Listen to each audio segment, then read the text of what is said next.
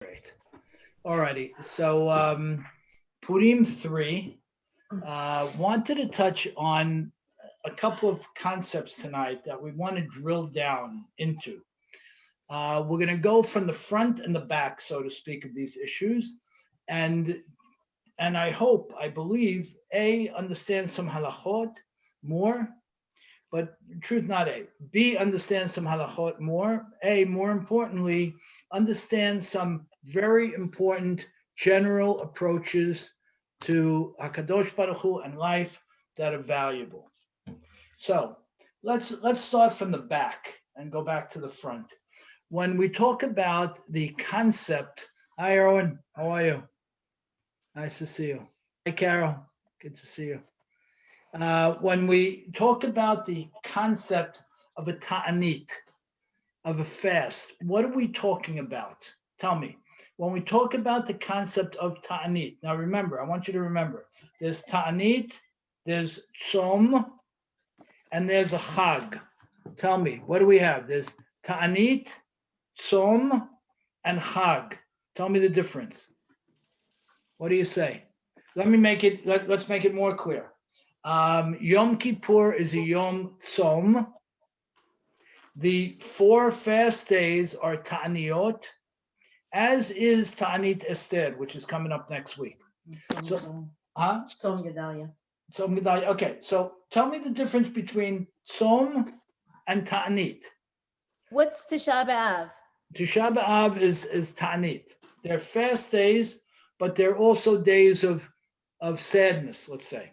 Right? They're days of sadness. I would say for the Ta'anit side, I would say it's more of a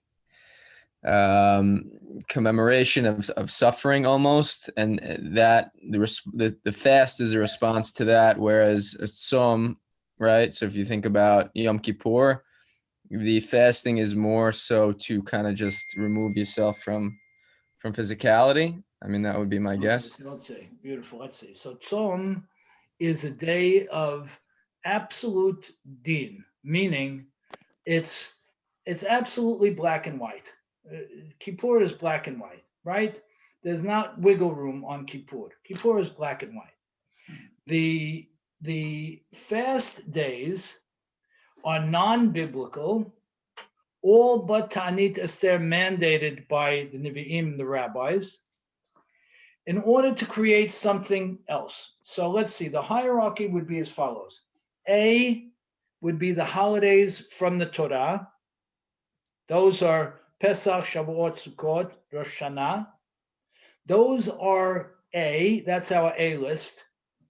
Then we're going to drop down, and I'll tell you why it's a drop down in a minute, to Yom Kippur, which is on your B list, although it's super important.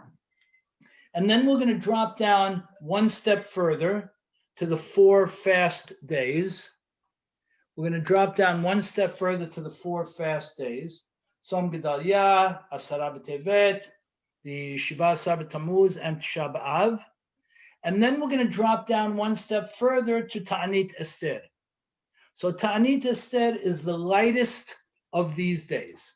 Now, we'll talk about what that means in a little while, but tell me why, in your opinions, why is it that the top tier is Chagim? That's my top tier. That's biblical. That's God mandated. And then I start all my drop downs. Talk to me. Why do you think? Why is my top tier a Chag? Or if you want to answer it a little differently, what is absolutely mandated on a Chag? Be happy. Be happy. Who said that? Mark. Who? Mark? Beautiful. To be happy, right? Okay. So let's see.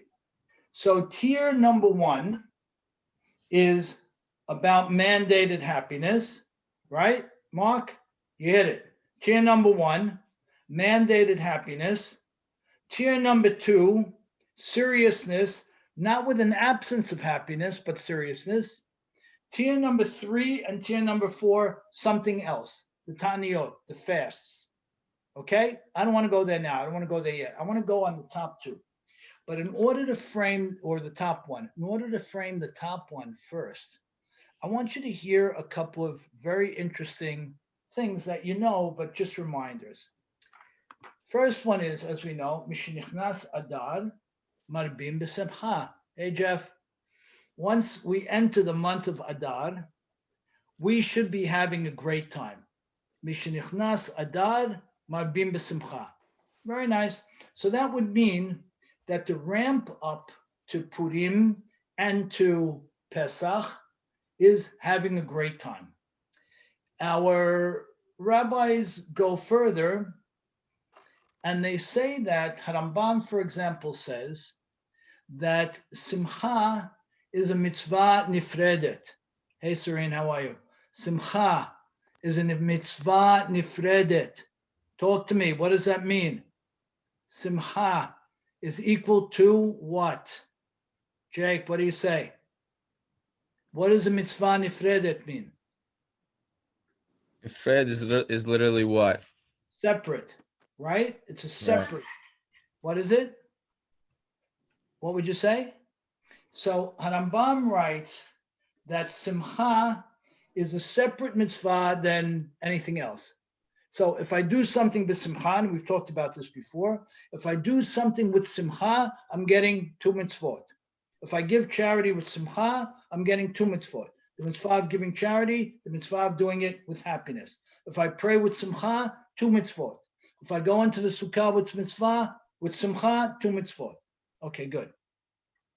The Baal Shem Tov goes further and he says, and this is, he shocked the world with this comment. He says that tefillah im simcha is stronger than tefillah with dema'ot. He says happy prayer is more potent than prayer with tears. Now, you tell me how to understand that. Happy prayer is more potent than tearful prayer. Didn't many of us learn together that Hannah, that the way that she penetrated the heavens was because her prayer was filled with dema'ot, with tears? The Baal Shem Tov says, fine, very good, powerful. But you want your prayer to be more powerful, better received, more penetrating of the heavens? Have a great time when you're praying. Be happy. Talk to me. How does that make sense?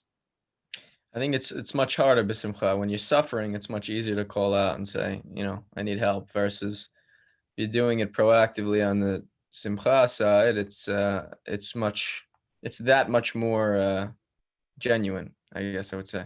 It's that much more. Okay, we're gonna have to take that and keep pushing it. Yeah, you're right. We need to keep pushing that point, and I'm going to give you more. The Arizal, one of the greatest of rabbis, says that he got his chokhmah. He's one of the greatest of greats. He got his chokhmah, he got his wisdom as a result of his happiness. David, tell me, how does that work? The Arizal said, I got my chokhmah as a result of my happiness. What do you say? Come on. Sari, what do you say? I These are say very that, statements. I don't know. I just think when you're happy, I don't know. I don't know what I think. Isn't it a mitzvah to be happy? Beautiful. It is a mitzvah to be happy. Excellent. Sure. So didn't we just learn in this week's parasha, Asuli mikdash v'shachanti betocham, make yourself a mikdash, a holy place, so Hashem Shekhinah runs through you. Once it runs through you, it opens every door. Chonen hada'at, you make better decisions. You're able to see what's there. Great. Okay, now go one step further. A happy person, does he or she have a better shot? Simcha creates a clear mind. Yeah, who's that? Maybe Tavares. Abe? David, I think Simcha creates a clear mind, enabling you to Think clearly. Simcha creates a clear mind, enabling me to.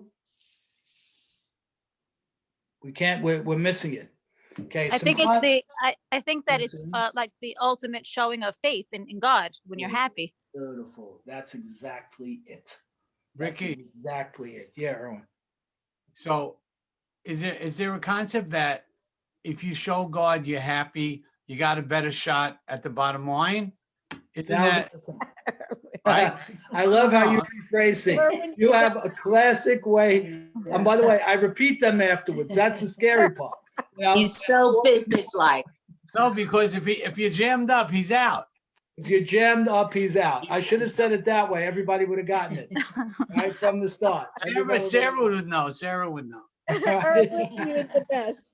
So that's it. That's exactly it. Right. So let's see. If we're going to say that the Chagim are mandated from HaKadosh Baruch Hu, the holidays are mandated by God. On the holidays, we have a mitzvah to be happy, particularly on Sukkot. We have a mitzvah to be happy. The only non-happy day mandated by God is Kippur, and that's not a day that's absent of happiness. It's just a day that's driven by seriousness and absolute objectivity. So even Kippur doesn't throw the happiness concept away, because the happy person will invariably serve God better. Now let's flesh that out further. Tell me why. And I'm going to throw one more at you before. The Baal Shem Tov says that even the sinner, lo alenu, even the person who's a sinner should be happy. How does that work? How does that work? What do you say? Ricky, Yeah. when a person is happy, they're much more thankful. They appreciate everything when they're happy. When a person is sad, they're just thinking about themselves. When a person is happy, they're thanking the person who's making us happy, Hashem. Beautiful. And what else? Keep going, Aunt Sandy. Say more. Say more. They're more thankful. They're less self-focused. What else? And What you're else? not worried. You're not You don't have worried. you don't have worry on your mind and remorse on your mind. You don't have worry and remorse, right? Good. So all of these things create the opportunity for me to get closer to God. And therefore, the main ways to get closer to God on these holidays are all defined by Him, labeled by Him, and happiness is mandated to those days. Now, at the end of Sefer Devarim, we know, Moshe Rabbeinu says a shocking thing. He lists a litany of punishments that might come to the Jewish people at some point, God forbid. And he says, Tachat asher lo avadatem et Hashem Elokechem b'simcha u'b'tov lev u'b'tov kol. Why would these lo alenu negative things happen? Because you didn't worship God with happiness. You weren't having a great time worshiping Him. Now you talk to me about that. They're doing the mitzvot, but they're doing the mitzvot in not such a happy way. Why would that lo alenu bring punishment? Why would that bring punishment? What do you say? Hey, Sonny, how are you? Hey, Ricky. How you doing? Miss you. Happy to see you back. What Thank would you. you say? Why does that bring punishment? The punishments, there's a litany of punishments that HaKadosh Baruch Hu lists, and he says these punishments will come to the Jewish people because they didn't serve God with happiness. Well, 1 second, we served God. What do you mean? Didn't you tell me to bring the lulav? I brought it. Didn't you tell me to bring the korban? I brought it. Right? I did everything you told me to do. Didn't you tell me to put on tefillin? You told me to pray 3 times. So what happened here? So just take the points that you said and push them a little bit further. Why would the lack of happiness bring with it, lo alenu, punishment? You said it. You guys said it. I think it's just all about intention at the end of the day. And go further. Intention and what else? What else is it about? I think when you do it without a good heart, you're blocking the energy of Hashem, and you're going away from Him. Whereas when you're doing it with a good heart, it brings you closer to him, enables you to do more things to become happy. The other way, you just Now, let me ask you something. cut it off. Perfect, Sarah. When you give your love to another person, right? When you give your love to another person, you're making yourself vulnerable, right? When we give our love to our spouses or our children, we're saying, I'm going to remove my guardrails. I'm going to remove my protective armor, and I'm going to give my love to you. I am raising the white flag high and saying, I am vulnerable, right? Otherwise, you really can't love. Otherwise, the love is very guarded. It's not very sincere. It's not passionate, right? As we know. Good. So bring that into this realm. Bring it into this realm. If I want to be, yeah. Yeah, so it's like saying, you're making me do this mitzvah, so I'm doing it. I have no connection to you. I want to do it, in my same state that I'm in, my miserable state or whatever state I'm in. I'm doing it because you made me do it. You don't derive any closeness to Hashem, and you're still that same person. And whereas Hashem really wants you to do it to make yourself happy, to get close to him. So happiness is our goal, and happiness is our tool, right?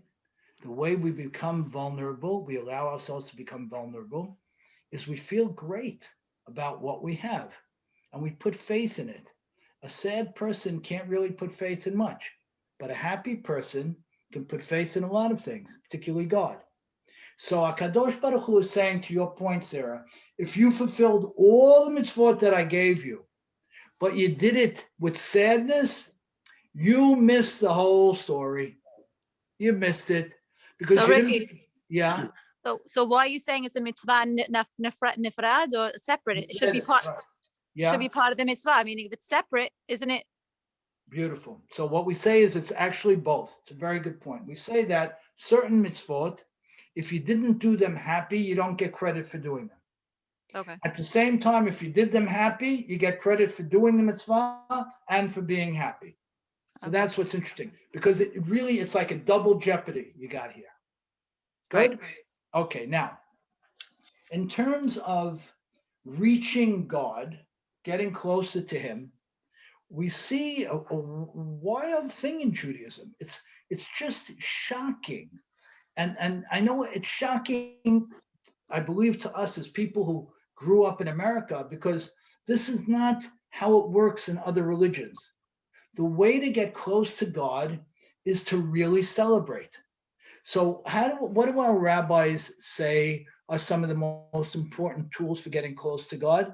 A Shabbat meal or a holiday meal. Why would that be? Why would that be? Why would a Shabbat meal be a primary vehicle to getting close to God? Because that's really when you bisimcha, right? I mean, well, that's where you're going to express bitachon, right? You can express confidence and belief, right? Well, what else? Family. Huh? You're there with your family, and at that point, you would presumably be happiest by taking stock in what you have and what Hashem gave you. So that's why I would think. That's exactly right. That's exactly right. Forget about the Divrei Torah we say on the table. Very nice. Divrei Torah, beautiful. But talks of Chesed, beautiful. Very nice.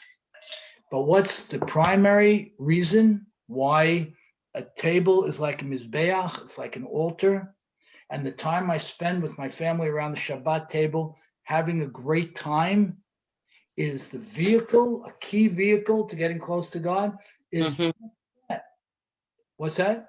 You're celebrating God. I'm celebrating God. I'm celebrating my children. I'm celebrating God. Beautiful. So the headline for us, and it's not such an easy, obvious thing to hold on to. The headline for us is happiness brings chokhmah. Happiness brings wisdom. Happiness brings closeness to God. Happiness brings vulnerability. Happiness brings insight and intellect. all of the above. And when you live in a country like this, which overwhelmingly is a great country, this is not so easy. It's not such an easy thing. Many people have to fight their way back to this. So let's start with the following.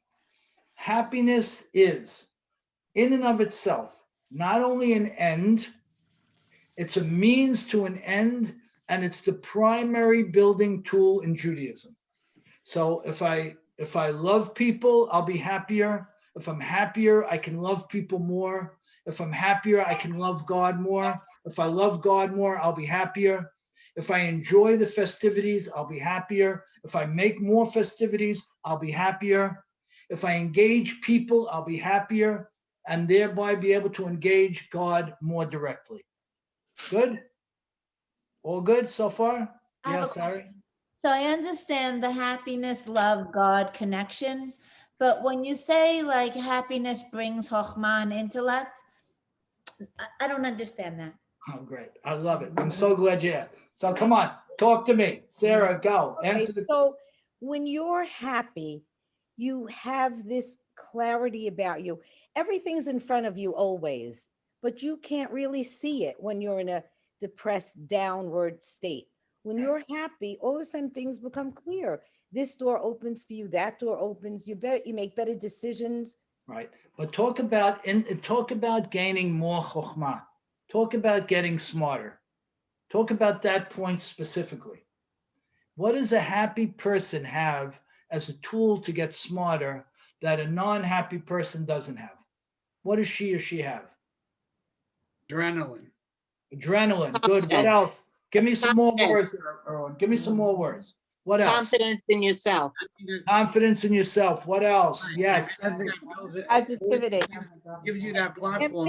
Ambition. Like Sarah said, it opens up your world. Why? But the reality though is, if we look at things more clearly, we will be happier. Just because, when we look at things through the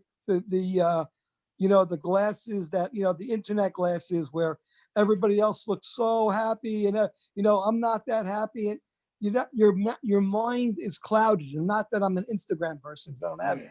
Agreed. Agreed. When John. we're looking at something really real, we live in this community. It's very, very real. If we go out and touch that, it's enough to be almost happy about everything else. I agree completely, but I want you to be very narrow now in the answer. Answer Ricky. Harry's question. Yes, Serene. I feel like you free up a lot of brain space. Like when you're sad and unhappy, you're like wasting so much brain space. When you let go of that, then you have the ability to use more of your brain to. So true. No, agreed. Erwin, what would you call that?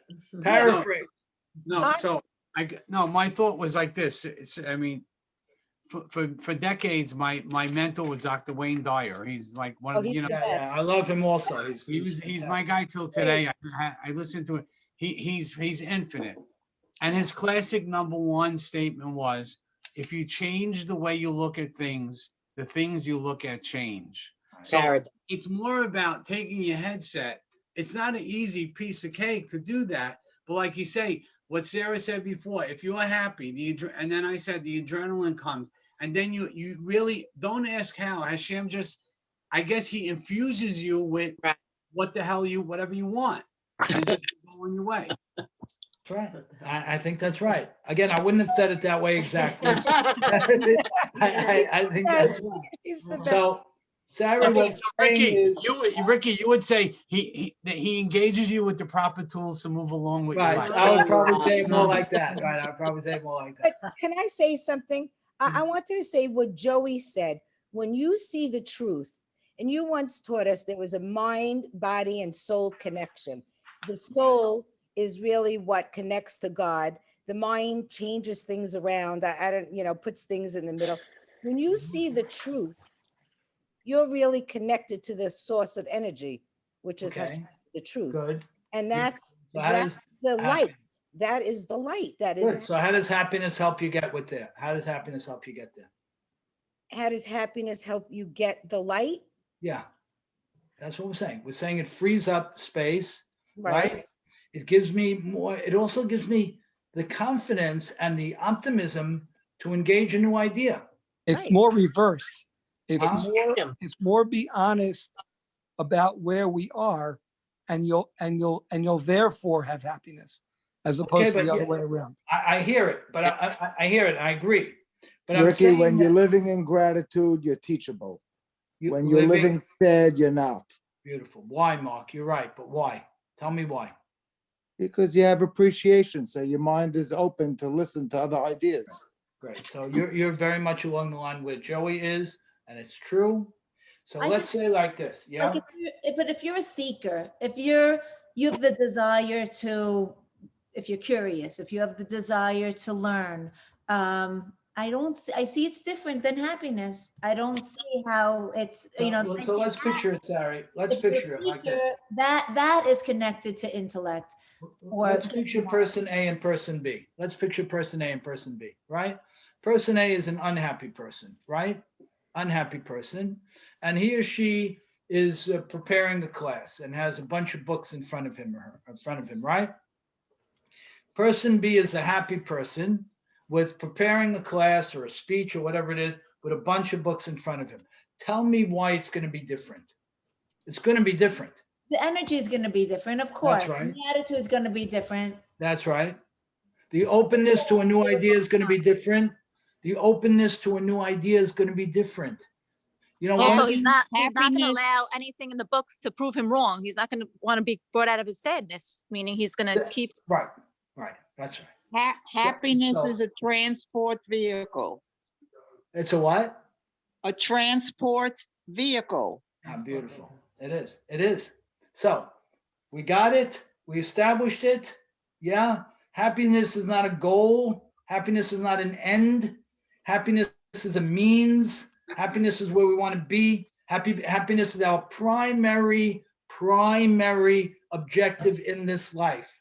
Because Ricky, everything else follows. Yeah. but what's the difference between being happy and being at peace with yourself? You know something? The at peace with yourself, what does at peace with yourself mean? You see, Rabbi Soloveitchik and others write a fascinating thing, and I happen to agree with it. They say, never be at peace with yourself. There's no such thing. Peace means stagnation. Peace means, now, what do they say? They don't say you should walk around being critical of self. They say, be sameach b'chelkecha, be comfortable in my skin. I love who I am. And at the same time say, I got to grow. I want to be more. Right. So it's so difficult. It's so difficult because you have people who are comfortable in their skin and don't have any she'ifot. They don't have any great aspirations. And then you have people who are never happy with who they are. And Judaism says the exact opposite. He says, who's a truly wealthy person? The person who identifies with himself, is very proud, and pride is a very big word in Judaism, and we want it, and we sanction it, and we applaud it, and it's great. Be very proud of who you are. Be very proud of who you are. Be very happy with who you are. And at the same time, shoot for more. Now, here again, the person who's not proud, who's not loving, who's not happy with who he is, has a much less chance to the new growth, right?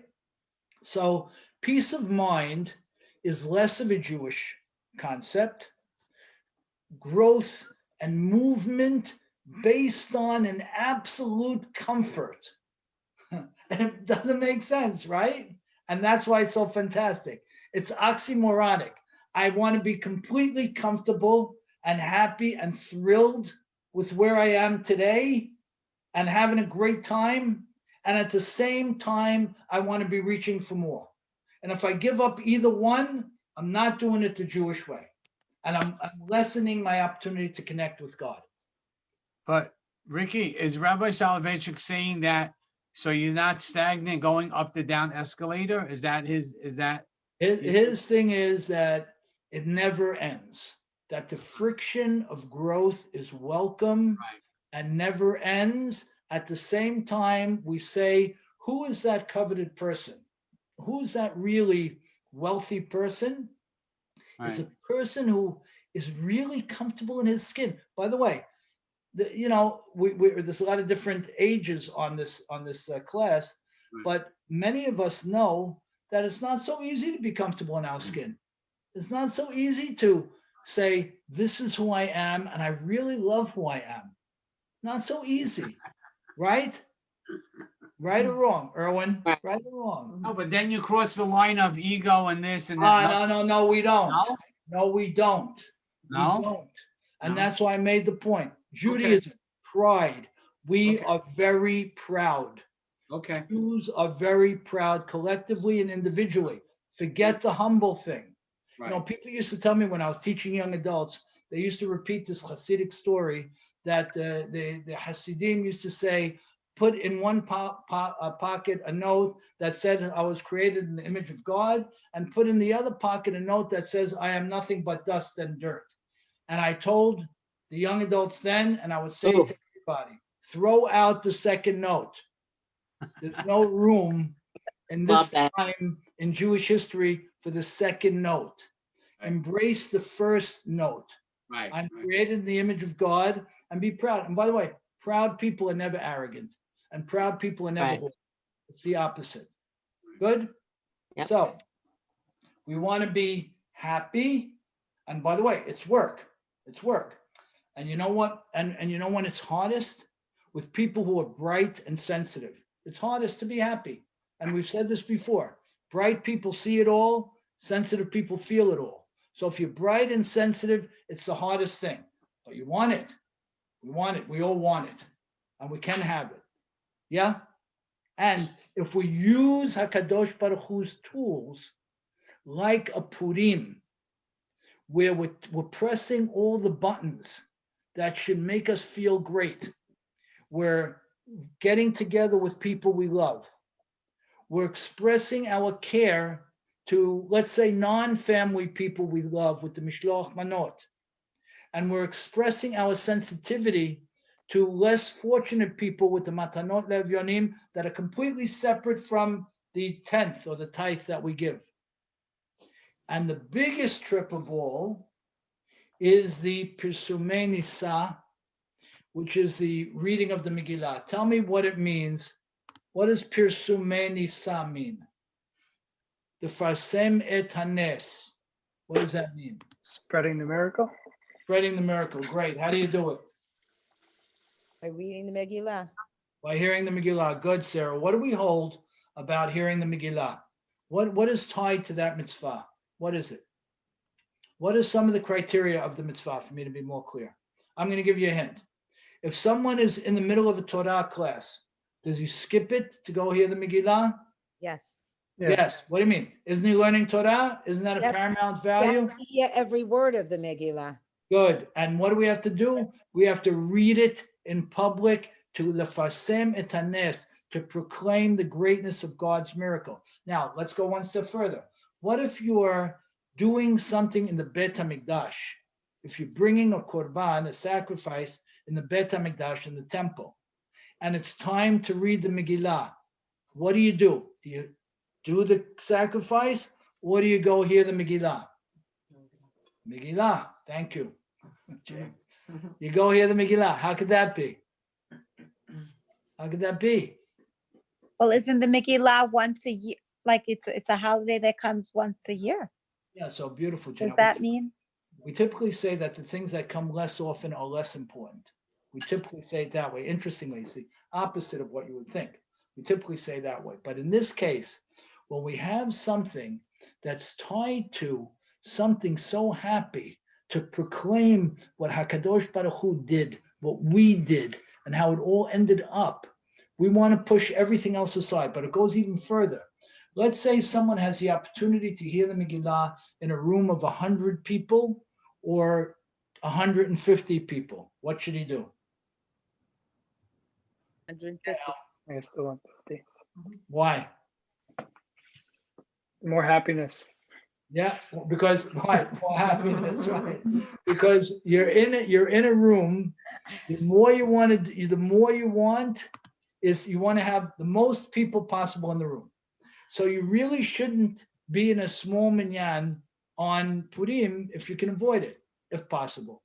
Women have the obligation to hear Megillah as well.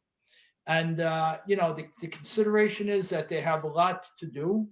So the women don't have the same impetus to listen in a big minyan, although it's great if they do. It's great if they do.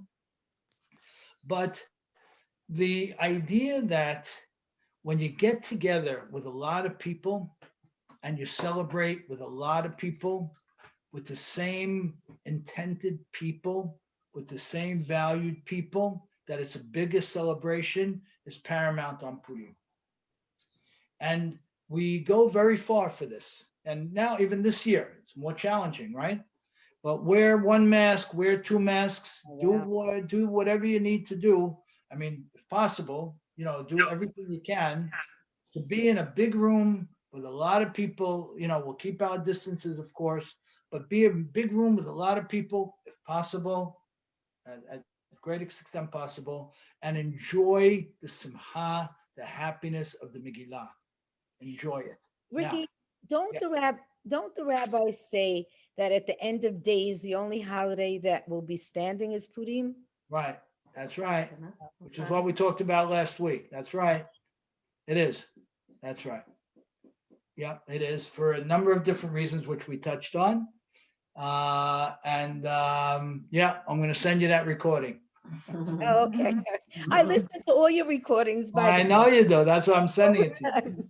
That's why I'm sending it. Now, if this is where we are, then we have a job to do. And the job to do is to figure out how we make everything we do happier. How's that for a job? What do you say, Serene? How's that for a job? The big job. Yeah, tell me why it's a big job. You're right. It is a big job. I think we have to understand what it is that we're happy about, like each holiday. That's right. And we have to drill down a little bit. I think it's along the lines of putting a list together of the things we do. We have our careers, we have our chesed, we have our family, we have our chagim, we have the primary daily mitzvot that we do, like praying and doing chesed and that kind of stuff. And it's literally putting a short list or a longer list together in the spirit of a holiday like Purim, which to Sarah's point is forever, but also in the spirit of the other chagim, and to literally jot down how each of these things could be happier. Not so easy. And then when we jot down how they could be happier, we're putting together a little plan, right? And then we effectuate that plan. And now we make our tefillah happier. We make our interaction with our children more full of laughter and fun. We make the interaction with our friends more full of laughter. We make our learning more fun. We make our personal learning, private learning more fun. Once we do that, we'll hit a certain threshold of growth. And then what do? We start again. Now, how do we make it more fun? How do we make it more enjoyable? Another tier. Right. You with me, Aaron? Another tier. Another level, right? Another tier, exactly. Another tier. And what we want to be doing is every time we think we're not moving, think about the fact that the core elements in Judaism, the holidays, are all about happiness, and the closeness to God is enabled by, there is nothing that enables the closeness to God more than happiness. Nothing that enables the closest to my children more than happiness. Nothing that enables good relationships with my spouse more than happiness. Nothing that enables a more successful career than happiness. Nothing. That's the reality. And that's why the Baal Shem Tov says something shocking. He says, even if a person feels himself to be a sinner, he should be happy. Isn't that shocking? This whole guilt thing is completely not Jewish. And we would be remiss to have the blessing of coming into the month of Adar and not re-grabbing this notion of being happy. Good? Everybody okay with it? So happiness brings you closer to God? Happiness brings, what we're saying here, Rob, is happiness brings you everything. Everything. Happiness is not the result. Happiness is the tool. Ah. You want to enjoy your children more? Laugh with them. You want to be closer to God? Laugh with them.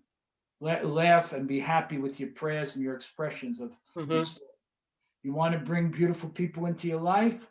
Laugh and be happy and have fun and you want to, whatever it might be.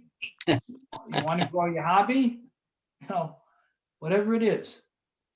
It's the key. It's the key. And happiness enables the Geulah, enables the ultimate redemption. So, you know, there's always that picture in Judaism of one person raising his hands and dancing, another person lying on the floor and crying. And there were two movements like that in Judaism in the dark Middle Ages and so on. And in the end of the day, the one standing with his arms high dancing won out, because that's absolutely more true to Judaism, not the other. Good. Rick, Any other thoughts, questions? I just have to tell you something funny that you taught us once. So once I was going to exercise early in the morning and I was looking for parking for an hour and really in a bad mood. And I didn't know how to get into a good mood. So I saw an old lady and I said, oh, let me help her cross the street. But she didn't want me to help her cross the street. But So I she- did it anyway. I go, no, you have to let me cross the street. I gotta go.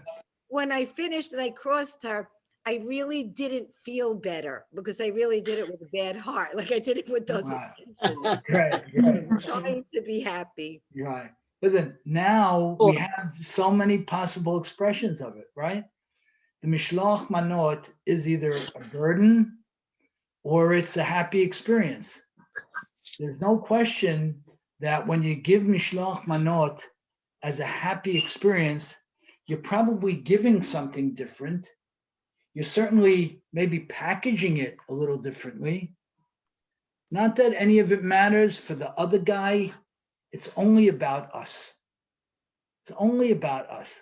And when you hand the poor person, those two poor people, money on Purim, the same thing.